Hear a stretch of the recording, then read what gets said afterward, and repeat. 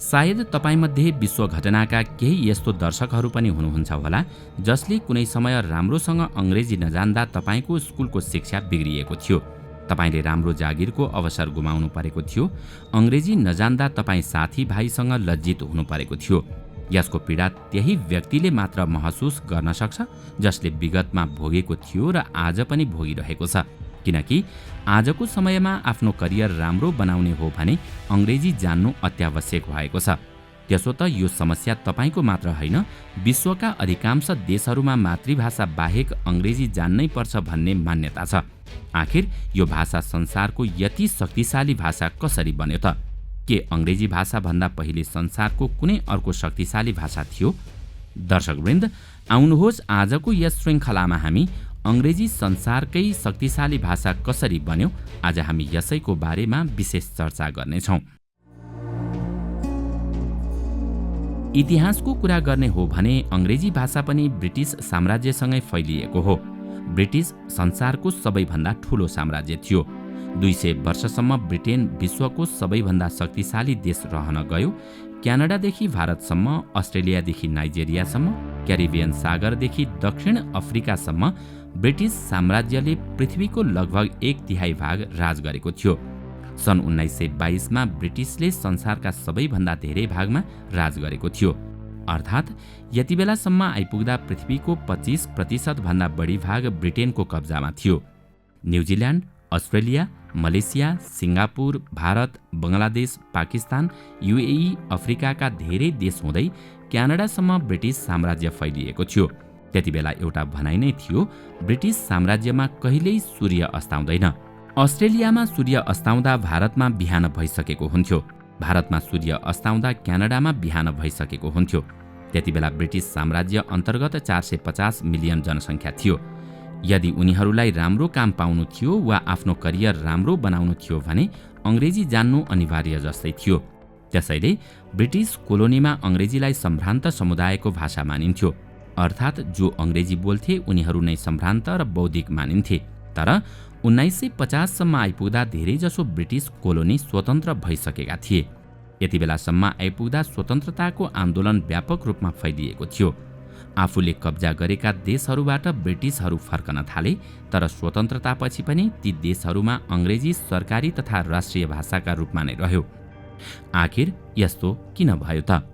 फरक फरक देशमा यसका पनि फरक फरक कारण छन्। यदि भारतकै कुरा गर्ने हो भने पनि स्वतन्त्रतापछि संविधान लेख्ने बेलामा अङ्ग्रेजी भाषालाई लिएर निकै विवाद भएको थियो। अङ्ग्रेजी भाषालाई राष्ट्रिय र सरकारी भाषाको मान्यता दिने कि नदिने भन्ने विषयमा संविधान सभामा धेरै बहस भएको थियो। भारतका धेरै मानिस हिन्दुस्तानी भाषालाई नै राष्ट्रिय भाषा बनाउनुपर्छ भन्ने पक्षमा थिए, जुन हिन्दी र उर्दूको मिश्रित भाषा थियो। केही मानिस अङ्ग्रेजीलाई पनि सरकारी भाषाका रूपमा निरन्तरता दिनुपर्छ भन्ने अडानमा थिए। तीमध्ये एक थिए डाक्टर B.R. अम्बेडकर। दलित समुदायलाई राम्ररी समेट्नका लागि अङ्ग्रेजी भाषा नै सबैभन्दा राम्रो विकल्प हो भन्ने उनको भनाइ थियो। भारतका सबै समुदायमा अङ्ग्रेजी भाषाले समान स्थान पाएको थियो। अङ्ग्रेजी भाषा प्रयोग गर्दा कुनै एक समुदायलाई फाइदा पुग्ने र अर्कोलाई घाटा हुने अवस्था थिएन। संस्कृत मिसिएको हिन्दीलाई मात्र राष्ट्रिय भाषा बनाउँदा ब्राह्मणलाई मात्र फाइदा पुग्ने अम्बेडकरको तर्क थियो। केही दक्षिण भारतीय नेता पनि यस्तै मान्यता राख्थे।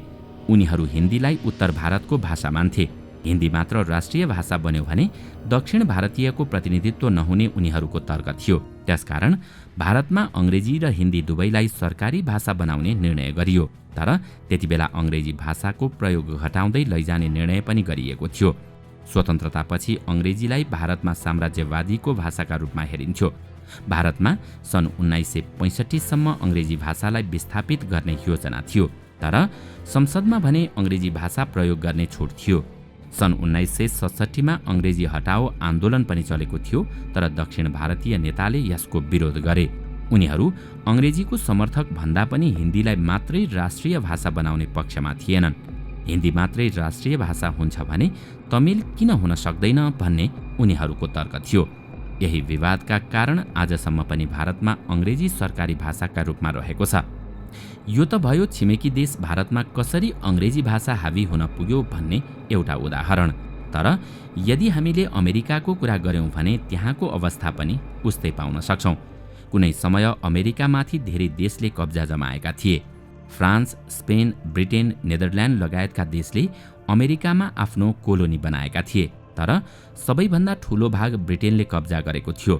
ब्रिटिसबाट अमेरिका स्वतन्त्र भएपछि उनीहरूले आफ्नो राष्ट्रिय पहिचान खोजेका थिए, जसमा भाषाले महत्त्वपूर्ण भूमिका निर्वाह गर्दथ्यो। अमेरिकाका फरक फरक राज्यलाई एकताबद्ध गर्नका लागि एउटा साझा भाषाको आवश्यकता थियो। अमेरिकामा त्यतिबेला अंग्रेजी, फ्रेन्च, स्पेनिस, डच, जर्मन लगायतका विभिन्न भाषा बोलिन्थ्यो, तर त्यहाँ अंग्रेजीलाई प्राथमिकता दिइयो। अंग्रेजीलाई यति धेरै प्राथमिकता दिइयो कि 20औं शताब्दीको सुरुमा अमेरिकाका धेरै राज्यमा अन्य विदेशी भाषाको पठन पाठनमा समेत रोक लगाइयो। तर सन् 1923 मा अमेरिकाको सर्वोच्च अदालतले अन्य भाषाको पठन पाठनमा लगाइएको रोक हटाउने आदेश दिएको थियो। अहिलेसम्म चर्चा गरिएका देशमा ब्रिटेनको साम्राज्य भएका कारण अंग्रेजीले स्थान पाएको थियो, तर अन्य देशमा अंग्रेजी कसरी फैलियो? त्यहाँ त अंग्रेजी बोल्न कसैले दबाब दिएको थिएन। दोस्रो विश्वयुद्धमा एलाइड पावरले एक्सिस पावरलाई पराजित गरेको थियो। ब्रिटेन, अमेरिका, फ्रान्स जस्ता देशले जर्मनी, जापान र इटाली जस्ता देशलाई हराएका थिए। जुन देशले यस्ता ठूला युद्ध जित्छ त्यसको भाषा संस्कृतिले संसारमा प्रभुत्व जमाउँछ।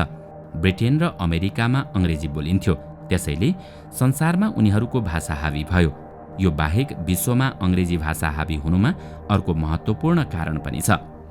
दोस्रो विश्वयुद्ध समाप्त भएपछि अमेरिका विश्वको सबैभन्दा शक्तिशाली राष्ट्र बन्यो।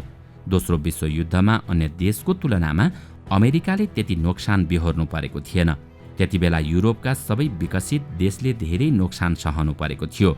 उनीहरूको अर्थतन्त्र धराशायी भएको थियो, तर दोस्रो विश्वयुद्ध समाप्त भएपछि अमेरिकी अर्थतन्त्र आगासियो। सन् 1950 पछि अमेरिका विश्वमा महाशक्ति बन्यो। अमेरिकी व्यापार संसारभर फैलिन थाल्यो। संसारभरका व्यापारिक स्कुलले अंग्रेजी भाषा पढाउन थाले। त्यसो त अंग्रेजी भाषा आफैमा व्यापार बन्न पुग्यो। अमेरिकाका सांगीतिक समूहले अंग्रेजी भाषामा गाएका गीत संसारभर प्रख्यात हुन थाले। फिल्ममा पनि त्यस्तै भयो। हलिउड सिनेमा र अमेरिकी सिरिजले विश्वमा तहल्का नै मचायो। यसका लागि अमेरिकासँग उच्च प्रविधि पनि थियो। यसकारण अमेरिकी संस्कृति संसारभर फैलियो। यदि जर्मनी अर्थात् एक्सिस पावरले दोस्रो विश्वयुद्ध जितेको थियो भने अहिले संसारमा जर्मन भाषा हावी हुन्थ्यो। अहिले संसारभर जति पनि व्यापार भइरहेको हुन्थ्यो ती सबै जर्मन भाषामा भइरहेका हुन्थे। हिटलरले युद्ध जितेका भए युरोपमा जर्मन भाषा नै जबरजस्ती थोपरिन्थ्यो। हुन त यो सैद्धान्तिक कुरा मात्रै हो, तर यस्तो नहुन पनि सक्थ्यो। अंग्रेजी भाषाले विश्वमा राज गर्नुको अर्को महत्त्वपूर्ण कारण पनि छ। इन्टरनेटको आविष्कार अमेरिकामा नै भयो। इन्टरनेटसँग जोडिएका सबै कम्पनी अमेरिकामा नै विकसित भए। गुगल, फेसबुक, एप्पल, युट्युब सबै अमेरिकाबाटै आएका हुन्। यसकारण अहिले इन्टरनेटमा जति पनि सामग्री उपलब्ध छन् त्यसको 63% भाषा अंग्रेजी रहेको छ। यसका साथै कम्प्युटर र किबोर्डको आविष्कार पनि अमेरिकामै भएको थियो। यहाँसम्म कि टाइपराइटर पनि अमेरिकामै आविष्कार भएको थियो। यसकारण सुरुमा यसमा प्रयोग गरिएको भाषा अंग्रेजी नै थियो। वेबसाइट अंग्रेजीमा नै बने। स्मार्टफोन आएपछि मात्रै सहज रूपमा अन्य भाषामा पनि वेबसाइट बन्न थालेका हुन्। त्यसपछि अन्य भाषामा पनि किबोर्ड आउन थाले। स्मार्टफोन आउनुभन्दा पहिले अन्य भाषामा किबोर्ड निकै दुर्लभ थिए। यी सबै कारणले सन् 2022 सम्म आइपुग्दा अंग्रेजी संसारको सबैभन्दा शक्तिशाली, सबैभन्दा महत्त्वपूर्ण र ग्लोबल भाषा बन्न पुगेको छ। त्यसो त ब्रिटिस साम्राज्यभन्दा पहिला विश्वमा भाषाको अवस्था कस्तो थियो? त्योभन्दा पहिला कुन भाषा हावी थियो? अब हामी यसको बारेमा थाहा पाउँछौं। त्यतिबेला संसारमा 2 इन्डो युरोपियन भाषा हावी थिए। ती भाषा थिए ग्रीक र ल्याटिन। सिकागो युनिभर्सिटीका भाषाका प्राध्यापकका अनुसार ल्याटिन संसारको पहिलो रेकर्डेड ग्लोबल भाषा हो। यो भाषा अंग्रेजी भन्दा पनि लामो समयसम्म ग्लोबल भाषा रह्यो। 1300 वर्षसम्म यो भाषा संसारमा हावी भयो। रोमन साम्राज्यको समयमा यो ग्लोबल भाषा बनेको थियो। धेरैजसो पश्चिम युरोपका देशमा ल्याटिन प्रमुख भाषा थियो, तर रोमन साम्राज्य समाप्त भएपछि ल्याटिन भाषा विभिन्न भागमा विभाजित भयो। फरक फरक क्षेत्रमा यो फरक फरक तरिकाले विकसित हुन थाल्यो। यही भाषाको धरातलमा रहेर अहिले बोलिने धेरै भाषा विकसित भए। स्पेनिस, पोर्तुगिज, फ्रेन्च र इटालियन जस्ता विश्वका महत्त्वपूर्ण भाषा ल्याटिनबाटै विकसित भएका हुन्। अर्कोतर्फ एसियामा 15औं शताब्दीमा चिनिया, फारसी र अरेबिक भाषा हावी थिए। मुगल साम्राज्यका अकबर फारसी बोल्थे। सन् 1800मा केही व्यक्तिले विश्वमा बोलिने सबै भाषा पूर्ण नभएको भन्दै संसारका सबैले बोल्न र बुझ्न सक्ने ग्लोबल भाषा आवश्यक भएको महसुस गरे। त्यसपछि जन्मियो एस्पेरेन्टो भाषा। यो भाषा सन् 1887मा एलएल जानेनोफ नामक पोलिस नागरिकले बनाएका थिए, तर यो भाषा त्यति सफल हुन भने सकेन। अहिले यो भाषा 1 लाखदेखि 20 लाख मानिसले बोल्छन् भन्ने अनुमान छ, तर यो भाषा सिक्न भने निकै सजिलो छ। जसले यो भाषा तयार पारेका थिए उनले यसको व्याकरण 1 घण्टामा सिक्न सकिने दावी गरेका थिए। यदि तपाईँ Spanish, Portuguese, Italian, French, German, Angrezi जस्ता कुनै पनि भाषा आउँछ भने यो भाषा सिक्न निकै सजिलो छ, किनकि यो भाषा यिनै भाषाको संयोजनबाट तयार पारिएको हो। यसको व्याकरण धेरै नै साधारण छ। जुन शब्द जसरी लेखिन्छ त्यसरी नै उच्चारण गरिन्छ। यो भाषामा उपसर्ग र प्रत्यय लगाएर नयाँ शब्द निर्माण गर्न निकै सजिलो छ। यसको शब्दकोश त्यति ठुलो छैन। यो भाषामा 28 वटा अक्षर छन्।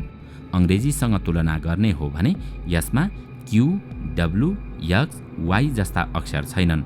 यसको सट्टा अन्य वैकल्पिक अक्षर प्रयोग गरिएको छ।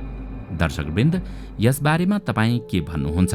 तपाईको विचार हामीलाई कमेन्टमा अवश्य बताउनुहोला। साथै आजको श्रृङ्खला तपाईलाई राम्रो लाग्यो भने लाइक तथा सेयर गरी हाम्रो च्यानललाई सब्स्क्राइब गर्न नभुल्नुहोला र साथमा रहेको बेल आइकन पनि थिच्नुहोस् ताकि हामीले अपलोड गर्ने नयाँ भिडियोको जानकारी सबैभन्दा पहिला तपाईलाई प्राप्त होस्।